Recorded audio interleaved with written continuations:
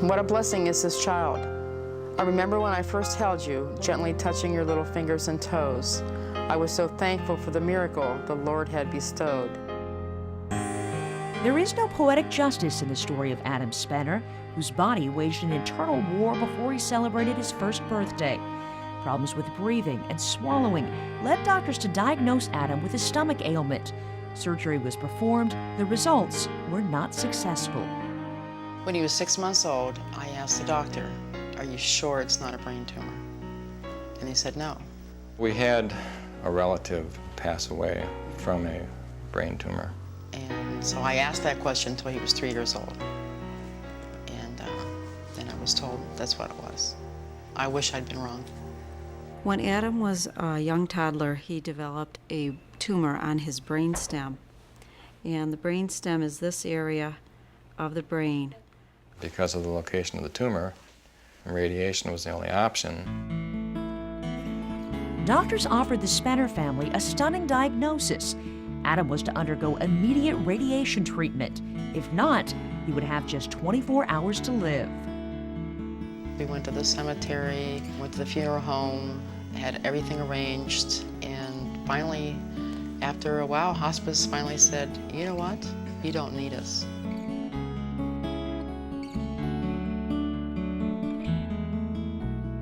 Intense treatments, continuous multiple doses, all over a 6-week period prolonged Adam's life but rendered him a quadriplegic.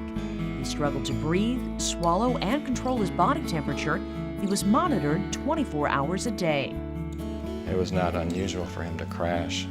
In fact, several times I had to do CPR on him to bring him back.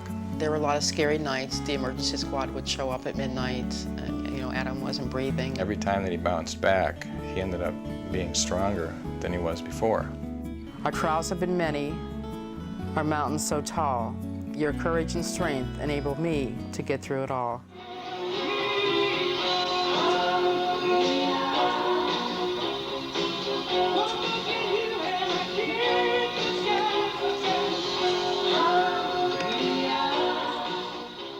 Tell me about your mother.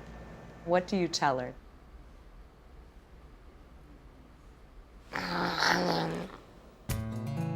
Confined to a bed for a decade and isolated from the outside world, the Spenners did their best to bring the world to Adam. Ultimately, it was not enough. Homeschooled by his mother, but absent of life's other outlets, the family sought advice from local teachers on how to integrate their son into a normal classroom. The school district wanted him to be able to go to school with everybody else. Our goal was not only just to get him to the school, but make him a part of the school. Peter Dale gave him the technology to really get through the high school curriculum. We came up with a way for him to access the computer.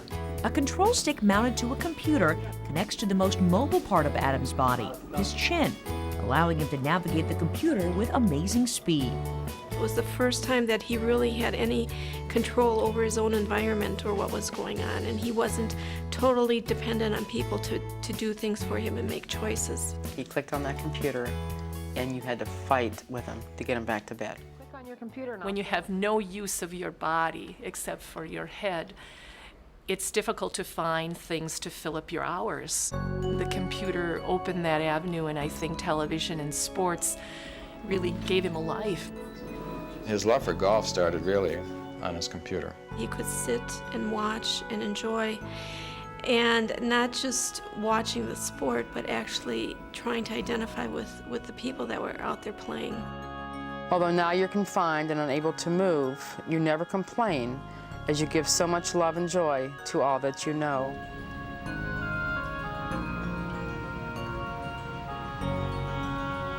Adam's passion and enthusiasm for golf led the Spenners to the U.S. Bank Championship in Milwaukee, just minutes from their home. We followed the cart path, and right off the cart path was the 15th tee. He can't wait to get out there and see all the players, have them all come up to him and say, "Hey, how you doing, Adam?" It's good to see you again this year. The players look forward to seeing him come out to the 15th tee. Everybody that comes off of the green is looking for him. Good to see you, bud. I think what registers most with me is that he's there all the time, and he doesn't miss an opportunity. That's the first thing I'm looking for is Adam and Linda there. How are you? Good to see you. You know they're going to be there, and as soon as I see them, it brings a smile to my face. Here you go, bud. Good to see you again. When you walk up to that tee, you see him smiling, you think how good you have it. I mean, I'm walking around and I'm playing golf for a living. I mean, compared to what he's got, it's amazing. Thanks for coming out. You're a trooper. You see what he's going through, and it just makes you think, you know, the problems you have on the golf course don't mean a thing. Who is your favorite player to watch? All of them? When you become a friend of Adam, you've got a friend for your life. Thank you, Lord, for the miracle that's made us ever so proud. You've given us a little angel, and what a blessing is this child. Hey.